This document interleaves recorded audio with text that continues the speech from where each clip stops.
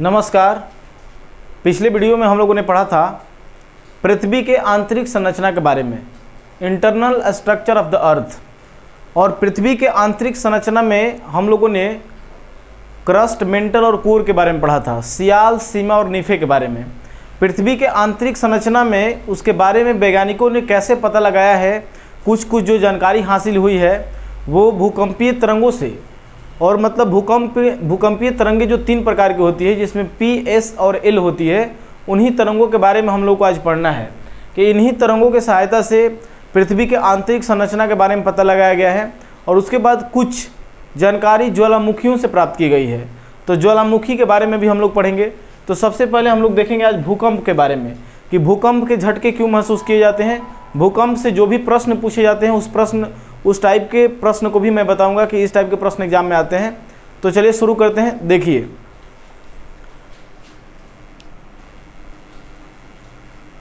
अगर ये पृथ्वी मान लेते हैं कि ये पृथ्वी है और ये पृथ्वी का कोर है और ये क्रस्ट है, ये पृथ्वी का क्रस्ट है, क्रस्ट, और ये मेंटल है और ये कोर है। क्रस्ट, मेंटल, कोर में एक बात ध्यान रखिए कि तरंगे जो होती है वो कहीं से भी पैदा होती है। भूकंपीय तरंगे कितने प्रकार की होती है? तो 3 प्रकार की होती है। मैं अभी बताऊंगा इसके बारे में। यहां पर लिख लेंगे भूकंपीय तरंगे कितने प्रकार की होती है। तरंगे 3 प्रकार की होती है। 3 प्रकार कौन कौन सी होती है? तो ये होती है P, S और L के बारे में। बस अभी इनको याद रखिए केवल कि भूकंपीय तरंगे कितने प्रकार की होती है? 3 प्रकार की। मतलब भूकंप आता है तो इन्हीं 3 तरंगों का कारण होता है। अच्छा, सबसे पहले ये जानेंगे कि भूकंप होता क्या है। देखिए, पृथ्वी के सतह में अचानक कंपन होने की घटना को ही भूकंप कहा जाता है। अचानक देखते होंगे कि धरती कभी हिलने लगती है, तो धरती के हिलना, कंपन करना ही क्या कहलाता है? भूकंप कहलाता है। अच्छा, ये भूकंप आते क्यों है? तो इसके 2 कारण हैं, एक है नेचुरल और एक है आर्टिफिशियल। मतलब कहने का है कि एक मैन मेड, एक नेचुरल तरीके से भूकंप आता है और दूसरा एक मैन मेड तरीके से। प्राकृतिक घटनाओं में जैसे आप ज्वालामुखी को ले लीजिए, ज्वालामुखी के चलते होता है, ज्वालामुखी फटता है तो कंपन होने लगती है। उसके बाद धरती संकुचित होती है, मतलब कहने का है कि टेम्परेचर कम होने लगता है तो संकुचित होती है, और टेम्परेचर ज़्यादा होता है तो फैलने लगती है। और तीसरा कारण है प्लेटों का टक्कर। तो चलिए कारण को लिखते हैं कि भूकंप आने का कारण, भूकंप का कारण, क्योंकि कभी कभी मल्टीपल चॉइस क्वेश्चन में दे देता है कि भूकंप का निम्नलिखित में तो कौन सा कारण नहीं है। तो इसमें से देख लेते हैं। भूकंप के कारण में आपका कारण है, सबसे मुख्य जो कारण है ना वो प्लेटों का टक्कर। तो प्लेट विवर्तनिक जो प्लेट है उनके टक्कर से ऐसा होता है। तो धरती के अंदर प्लेटों का टक्कर, प्लेटों का टक्कर, प्लेट टेक्टोनिक थियरी हम लोग जब पढ़ेंगे तो उसमें मैं बताऊंगा आप लोगों कि प्लेटें, देखिए धरती के अंदर प्लेटें 3 प्रकार की होती है और प्लेटों का टक्कर 3 प्रकारों से होता है। मतलब प्लेट जो घटनाएं होती है वो 3 तरीके से होती है। एक होती है कि 2 प्लेटें आपस में टकराती है, 2 प्लेटें आपस में दूर हटती है, और 2 प्लेटें आपस में क्या होती है? रगड़ खाती है। मतलब कि एक ये प्लेट मान लीजिए और एक ये प्लेट मान लीजिए, ये दोनों प्लेट आपस में क्या कर रहे हैं? टक्कर कर रहे हैं। तो इनके टकराने से भी क्या होता है? भूकंप आता है। उसके बाद दूसरी प्लेट मान लेते हैं कि ये है और ये दोनों प्लेट एक दूसरे से दूर भाग रहे हैं, तो दूर भागने से भी क्या होता है? भूकंप आता है। तीसरी प्लेट इस तरीके से होती है, इस तरीके से, और ये दोनों प्लेट क्या होती है कि एक दूसरे में रगड़ खाती है, मतलब एक दूसरे के अगल बगल रगड़ करते रहती है, जिसके चलते भी भूकंप आता है। तो कई कारण हो सकते हैं। मुख्य कारण याद रखेंगे कि भूकंप आने का मुख्य कारण है प्लेटों का टक्कर। ये पहला कारण हुआ प्लेटों का टक्कर। उसके बाद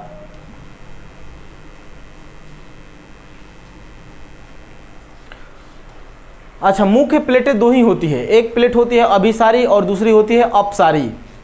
अब देखिए दूसरा जो कारण है धरती के अंदर प्लेट, पहला है, दूसरा कारण है कि पृथ्वी में संकुचन। संकुचन मतलब कहने का ये है कि पृथ्वी संकुचित होती है, सिकुड़ने लगती है, जिसके चलते प्लेट एक दूसरे से दूर होने लगता है। उसी को क्या बोलते हैं? उसी को बोलते हैं पृथ्वी में संकुचन। ये भी एक कारण है। तीसरा है आपका, तीसरा कारण है जैसे जल राशि का अत्यधिक इकट्ठा होना। कहीं आप डैम बना देते हैं, मान लीजिए आप डैम बना दिए और डैम बना करके पानी रोक दिए, तो वहाँ जब पानी रुक गया तो वहाँ की जो पृथ्वी का मतलब सतह है वो उस पर भार ज़्यादा हो गया। भार ज़्यादा होने के चलते वहाँ की प्लेटें नीचे जाने लगती है, जिसके चलते भी भूकंप आता है। इसीलिए बहुत सारे एरिया में डैम बनाने का विरोध किया जाता है। बहुत ज़्यादा एक तो मटेरियल लगता है डैम बनाने में, और वो बहुत ज़्यादा जल राशि को रोक करके रखता है। तो जल राशि का जमा होना, जल राशि का जमा होना, ये भी एक कारण है भूकंप का। और कारण है मैन मेड, आप बोल सकते हैं मैन मेड में, वहीं आप डैम बनाते हैं या परमाणु बम। क्या? परमाणु बम। परमाणु बम से भी भूकंप आते हैं।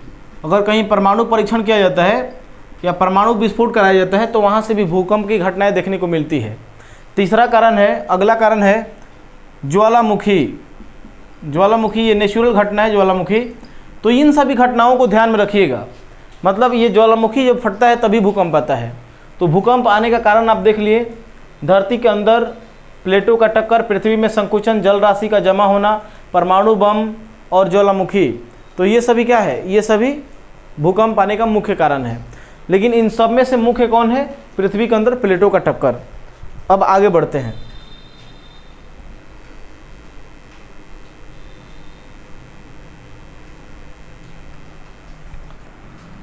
देखिए भूकंप जहाँ से शुरू होता है, भूकंप जहाँ से शुरू होता है, मान लो यहाँ से शुरू हुआ, तो ये जो होगा ये इसे कहा जाता है केंद्र। क्या कहा जाता है? केंद्र या फोकस।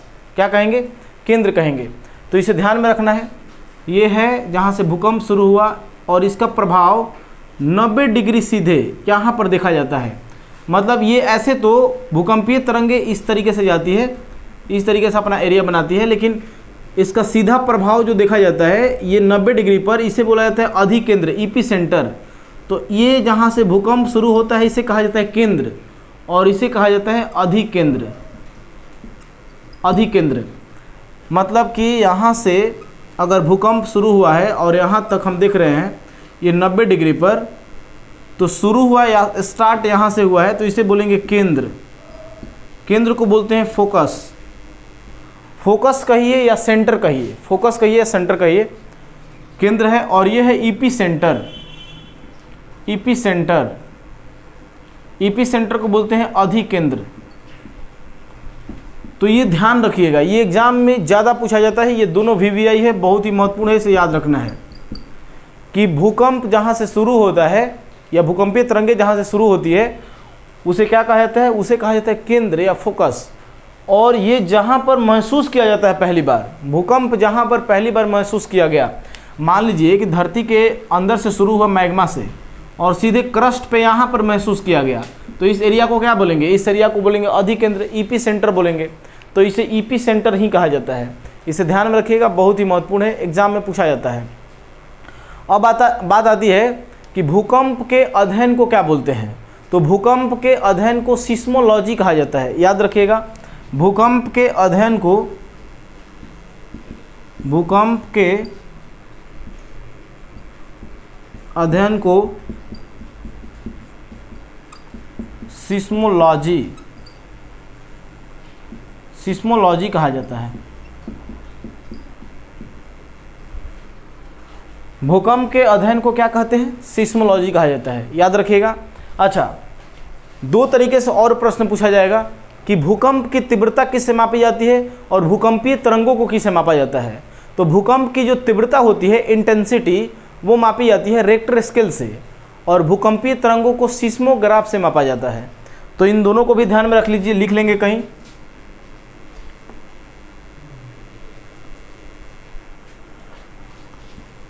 भूकंपीय तरंगों को सिस्मोग्राफ से किससे मापा जाता है? सिस्मोग्राफ से। याद रखिएगा, महत्वपूर्ण है। भूकंपीय तरंगों को सिस्मोग्राफ से तथा तीव्रता को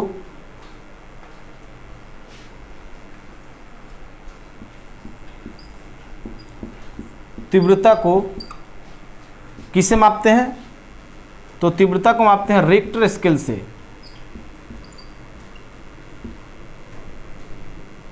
रिक्टर स्केल, तो याद रखेंगे रिक्टर स्केल से मापा जाता है। और भूकंपीय तरंगों को किससे मापते हैं? सिस्मोग्राफ से। ये बहुत ही महत्वपूर्ण है।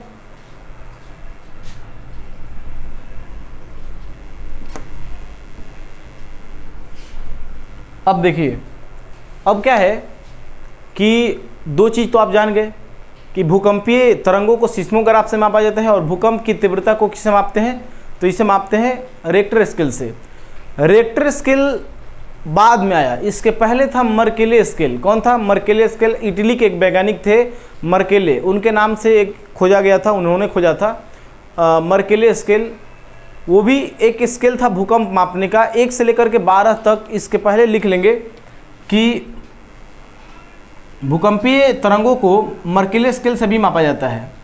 तीव्रता को मर्केले स्केल की खोज 1931 में की गई और इसमें 12 तक, 1 से लेकर के 12 तक तीव्रता मापा जाता है। जैसे कहा जाता है ना कि 3.4 तीव्रता का भूकंप आया था, 7.9 का तीव्रता का भूकंप आया था। इसी तरीके से मर्केले स्केल की खोज 1931 में की गई थी। इसे 1 से 12 तक मापा जाता है। लेकिन इससे भी बढ़िया रिक्टर नामक वैज्ञानिक ने खोज कर दिया रिक्टर स्केल की खोज, और रिक्टर स्केल 9 तक ही मापता है। कितने तक? 9 तक। तो रिक्टर स्केल का मापक जो है वो 1 मतलब 0 से लेकर के 9 तक है। रिक्टर स्केल ये कितना मापता है? 0 से लेकर के 9 तक मापता है। अब कहने का मतलब ये है कि 0 से 9 तक मापने का मतलब ये है कि तीव्रता कैसे बढ़ता है भूकंप का, मैं ये बता रहा हूँ। देखिए, अगर इंटेंसिटी 1 है और इंटेंसिटी बाद में 2 हो गया तो माना जाएगा कि इससे 10 गुना ज़्यादा हो गया। उसके बाद अगर इंटेंसिटी तीव्रता 3 गुना है, मतलब कहने का 3 है, तो समझिए कि इससे 10 गुना ज़्यादा तगड़ा भूकंप है। और यहाँ पर इंटेंसिटी 4 हो गया, तीव्रता 4, तो इससे 10 गुना ज़्यादा, मतलब इस स्पीड से बढ़ता है। अगर इंटेंसिटी 7 हो गया तो समझिए कि 6 का 10 गुना ज़्यादा है। इस तरीके से भूकंप तेज़ी से बढ़ता है, भूकंप की तीव्रता बढ़ती है। तो रिक्टर स्केल में 9 तक मापा जाता है, क्योंकि अंतिम भूकंप की जो सीमा है, जो प्रलय ला सकती है, महाविनाश ला सकती है, धरती से वस्तुएं उछलने लगती है उतने पर, वो है 8.5। कितना होता है? 8.5। ये प्रलय लाने के लिए काफ़ी है। अगर 8.5 तीव्रता का भूकंप आ जाता है तो सेकंड भी नहीं लगेगा और सब कुछ जल प्रलय सब विनाश हो जाएगा। तो ये 9 तक मापता है। कौन 9 तक मापता है? अरे इसके बाद कोई मापने वाला रहेगा तब तो रिक्टर स्केल 9 तक मापता है, ध्यान में रखना है।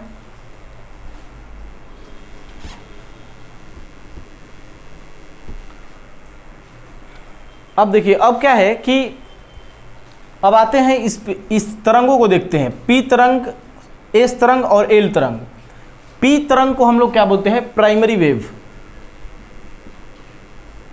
प्राइमरी वेव, प्राइमरी वेव को बोलते हैं प्राथमिक तरंगे। प्राथमिक तरंगे। उसके बाद एस को बोलते हैं सेकेंडरी, सेकेंडरी वेव। इसको बोलते हैं द्वितीयक तरंगे, द्वितीयक तरंगे। और एल को बोलते हैं लॉव वेव। एचडी लॉव ने इसका खोज किया था, इसलिए बोलते हैं लॉव वेव, लॉ तरंगे। अब इन तीनों को हम लोग बारी बारी से पढ़ेंगे कि आखिर तीनों में क्या है। देखिए, वैज्ञानिक, मैंने बताया था आप लोगों को कि पृथ्वी के आंतरिक संरचना में मैंने बताया था कि पृथ्वी का जो कोर है, कोर मतलब क्रूड, वो सॉलिड भी है लिक्विड भी है, लेकिन ज़्यादातर भाग उसका लिक्विड है। ये बात कैसे पता चला? तो ये बात पता चला प्राथमिक तरंगों से। प्राथमिक तरंगें ही एकमात्र ऐसी तरंग है जिसका स्पीड बहुत ज़्यादा होने के कारण ये केंद्र तक पहुंचती है। अगर आपसे कभी प्रश्न पूछ देगा कि पृथ्वी के केंद्र तक पहुंचने वाली तरंग कौन सी है, तो आंसर होगा प्राइमरी वेव। प्राइमरी वेव का स्पीड बहुत ज़्यादा होने के चलते यही एक ऐसी तरंग है जो पृथ्वी के केंद्र तक पहुँच जाती है। तो उसी से पता चला कि देखिए, अगर डेंसिटी ज़्यादा जहाँ होगा, मतलब पृथ्वी के अंदर जहाँ पर घनत्व ज़्यादा होगा, डेंसिटी, वहाँ पर जो तरंगीय भूकंपीय तरंग है उनका स्पीड बहुत ज़्यादा हो जाता है, और जहाँ पर डेंसिटी कम होगा वहाँ पर इनका स्पीड भी कम हो जाता है। तो चलिए देखते हैं।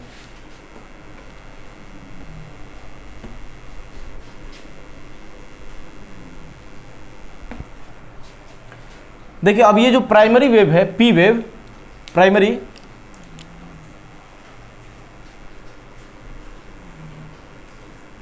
यह एकमात्र तरंग है, यह एकमात्र तरंग है जो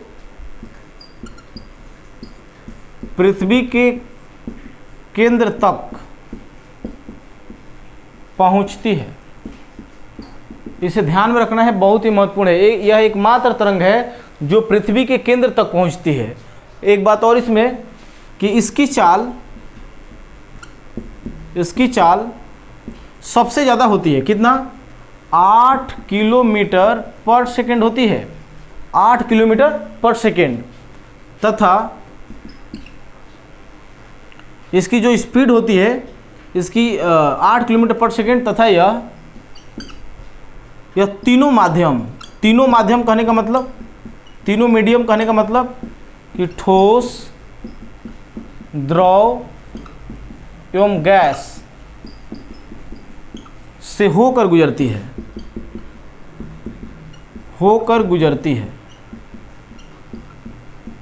तो इसे ध्यान में रखिएगा, बहुत ही महत्वपूर्ण है ये पॉइंट। यह एकमात्र तरंग है, किसके बारे में? पी के बारे में बता रहा हूं, पी वेव के बारे में, प्राइमरी वेव के बारे में। यह एकमात्र तरंग है जो पृथ्वी के केंद्र तक पहुंचती है। इसकी चाल 8 किलोमीटर पर सेकेंड, तथा यह तीनों माध्यम ठोस, द्रव एवं गैस से होकर गुजरती है। नोट में एक बात याद रखिएगा, नोट में यहाँ पर लिख लेंगे, नोट में, कि भूकंप के समय वायुमंडल में रेडॉन गैस की मात्रा बढ़ जाती है। मतलब कि उससे अनुमान लगा लिया जाता है कि भूकंप आने वाला होता है। भूकंप आने से 2, 4, 10 सेकंड पहले रेडॉन की मात्रा ज़्यादा बढ़ जाती है। भूकंप के समय रेडॉन गैस वायुमंडल में बढ़ जाती है।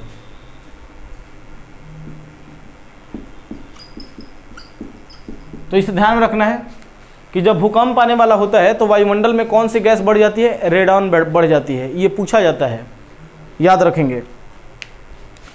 तो यहाँ मैं मिटा दे रहा हूँ इसे। अच्छा, इस तरंगों को एक क्या कहते हैं, कौन सी तरंग कहते हैं? देखिए, एक होती है लॉन्गिट्यूडनल वेव और एक होती है ट्रांसवर्स, मतलब एक होती है लंबवत या अनुलंब तरंग और एक होती है अनुप्रस्थ तरंग। तो पी वेव जो है ना, पी तरंग, वो अनुलंब तरंग है। इसे याद रखना है, बहुत ही महत्वपूर्ण है ये। पी तरंग अनुलंब तरंग का उदाहरण है। अनुलंब तरंग का उदाहरण है। अनुलंब कहने का मतलब कि ये सीधे निकल जाती है, ये जिगजैग पथ में नहीं जाती है, ये सीधे निकल जाती है।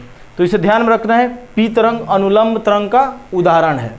ठीक है, इतनी बात किसके बारे में याद रखेंगे? पी तरंग के बारे में याद रखेंगे। आगे बढ़ते हैं, मिटा दे रहा हूं मैं इसे। चलिए,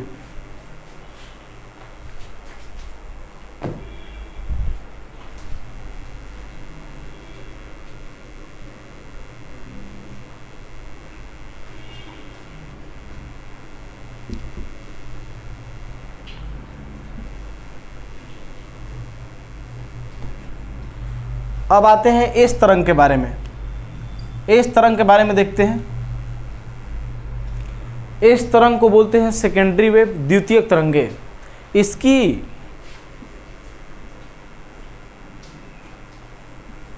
यह तरंग सिर्फ ठोस भाग से होकर गुजरती है, लेकिन द्रव भाग से नहीं, यानी कि द्रव माध्यम से नहीं। इस पॉइंट को भी याद रखिएगा, महत्वपूर्ण है ये। यह तरंग सिर्फ ठोस भाग से होकर गुजरती है, सॉलिड जो स्टेट है उससे होकर गुजरती है, लिक्विड स्टेट से नहीं गुजरती है। कौन? इस तरंगे। और यही पॉइंट VBI है, इसे याद रखिएगा कि ये ओनली सॉलिड से होकर पास करेगी, ये लिक्विड से होकर पास नहीं करेगी। महत्वपूर्ण है, याद रखिएगा। अच्छा, इसकी जो स्पीड होती है, इसकी जो स्पीड है चाल, इसकी स्पीड है 3 से 4 किलोमीटर, 3 से 4 किलोमीटर पर सेकेंड। तो देखिए, एक बात याद रखेंगे कि जिन तरंगों का स्पीड जितना ही कम होगा वो उतनी ही घातक होगी। मतलब कहने का ये है कि जो तरंगे बहुत धीरे धीरे निकलती है, वो बहुत धीरे धीरे वो कंपन करते हुए जाती है, वो जिगजैग पैथ में निकलती है, जिसके चलते वो विनाश का एक कारण बनती है और वो विनाशकारी रूप धर लेती है। तो ये जो इस तरंगे है ये P के तुलना में खतरनाक है। 3 से 4 किलोमीटर पर सेकंड की स्पीड से चलती है, 8 किलोमीटर से तो कम ही है ना। तो ये थोड़ी सी खतरनाक तरंग है। और यह इस तरंग अनुप्रस्थ तरंग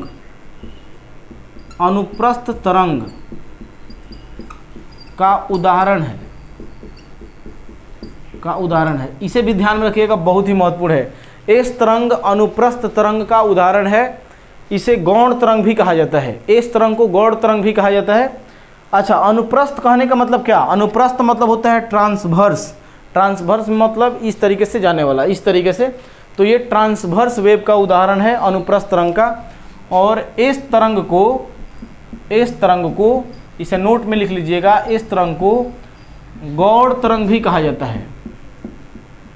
गौण तरंग वही है ट्रांसवर्स। गौण तरंग भी नाम दे देता है अलग अलग, ये गौण तरंग याद रखिएगा। इस तरंग एक अनुप्रस्थ तरंग का उदाहरण है, ठीक है। ये सिर्फ ठोस भाग से होकर गुजरती है, लिक्विड भाग से होकर गुजरती नहीं है। अब आगे बढ़ते हैं।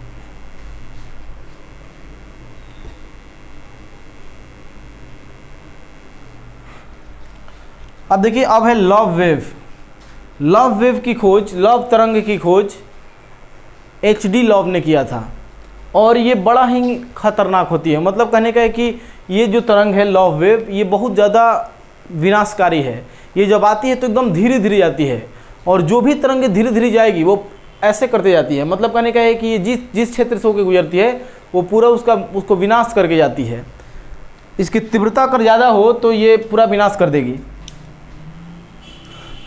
तो देखेंगे इस तरंग के बारे में कि इसकी जो स्पीड होती है ना, वो 1.5 से 3 किलोमीटर पर सेकंड होती है।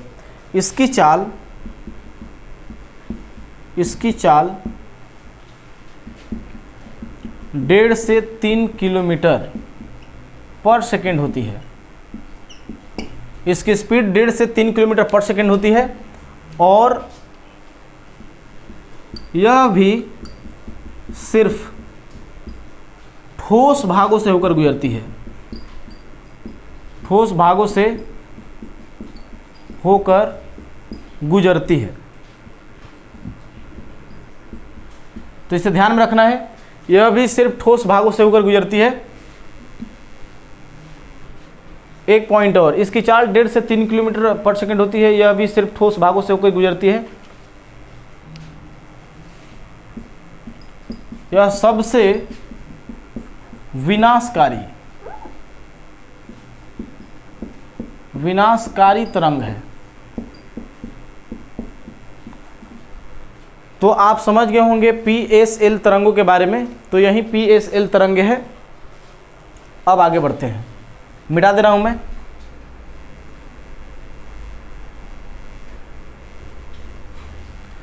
देखिए, अब जहां भी तरंगे पैदा होती है, भूकंपीय तरंगे, मान लो कि ये पृथ्वी का कोर है पृथ्वी का केंद्र है और कोई भूकंपीय तरंगे यहाँ पर पैदा हुई तो ये उतना ज़्यादा हानिकारक नहीं होगी। मतलब पृथ्वी के गहराई में जो भी तरंगे जितनी गहराई में पैदा होगी वो उतनी ज़्यादा हानिकारक नहीं होगी, क्योंकि उसकी जो इंटेंसिटी होती है वो सतह पर आते आते ख़त्म हो जाती है, कम हो जाती है। लेकिन अगर मान लो कोई तरंग यहाँ से स्टार्ट होती है, यहाँ से, तो ये बहुत हानिकारक हो सकती है, इस एरिया को पूरा बर्बाद करके रख देगी।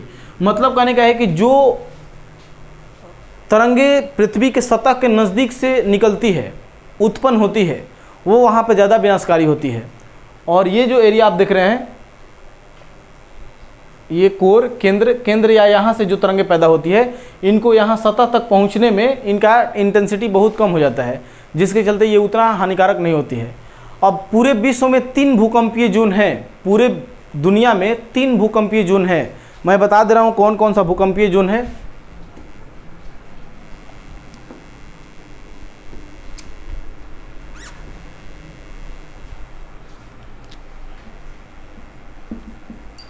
विश्व में 3 भूकंपीय जोन, 3 भूकंपीय जोन है। पहला है आपका प्रशांत महासागरीय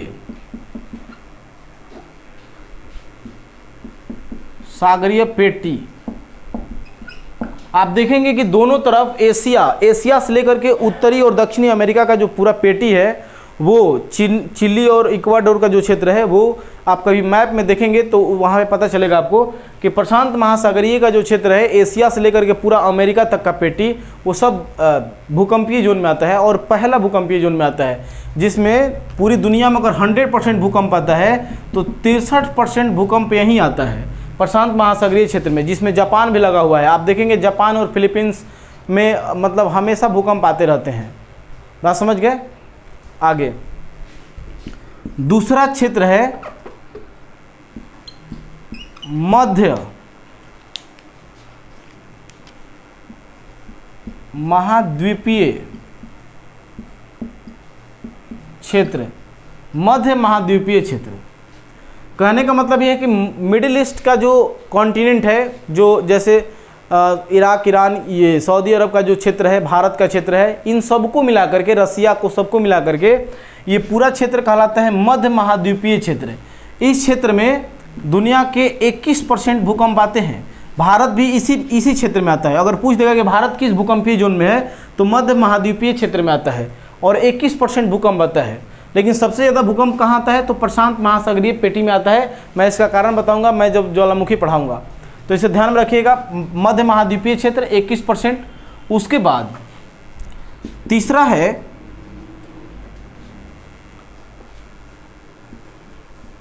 मध्य अटलांटिक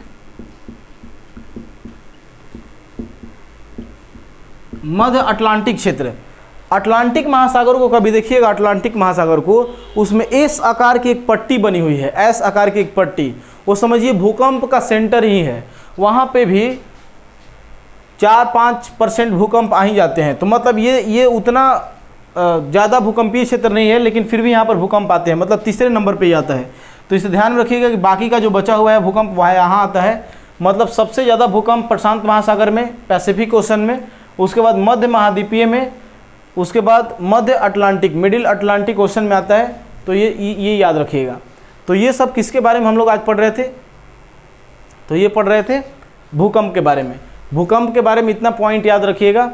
और केंद्र और अधिकेंद्र के बारे में जरूर याद रखिएगा कि जहाँ से भूकंपीय तरंगे शुरू होती है उसको कहते हैं केंद्र, फोकस, और जहाँ पर पहली बार इसको महसूस किया जाता है उसे कहा जाता है अधिकेंद्र। ठीक है, तो इतना याद रखिए। मिलते हैं नेक्स्ट वीडियो में हम लोग ज्वालामुखी के साथ। तब तक के लिए बाय।